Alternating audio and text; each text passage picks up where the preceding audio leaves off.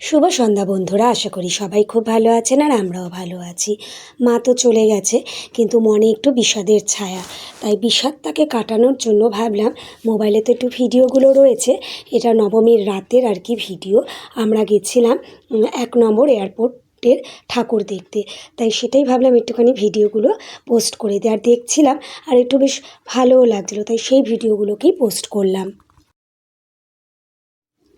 যদিও আমি কোনোদিন 1 নম্বর এয়ারপোর্টে ঠাকুর দেখতে যাইনি, এটাই আমি ফার্স্ট গেলাম এবছর। কিন্তু ওখানকার প্রতিটা প্যান্ডেলের ঠাকুর আর প্যান্ডেলগুলো এত সুন্দর করেছিল যে ভীষণ, প্রতিটা ঠাকুর ভালো করেছিল, প্রতিটা প্যান্ডেলই কোনোটাই বলা যাবে না যে একটার থেকে কম বা বেশি।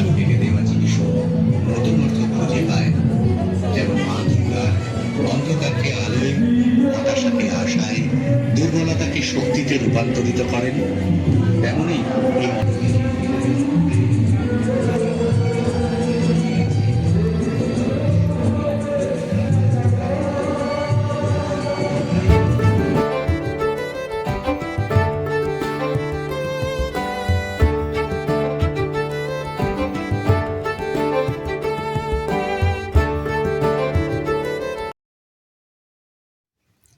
এই যে প্যান্ডেলটা, এই প্যান্ডেলটা কিন্তু ভীষণ সুন্দর হয়েছিল। এর লাইটিং ছিল, কারুকার্য ছিল এত সুন্দর আর এতটাই বড় ছিল।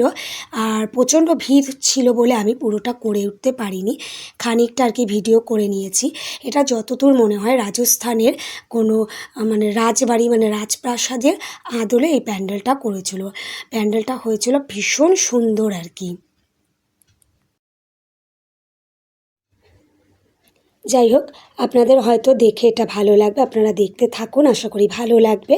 সবাই সুস্থ থাকবেন, ভালো থাকবেন। আর এখানে আমি আমার ভিডিওটাকে শেষ করে দিচ্ছি। টাটা।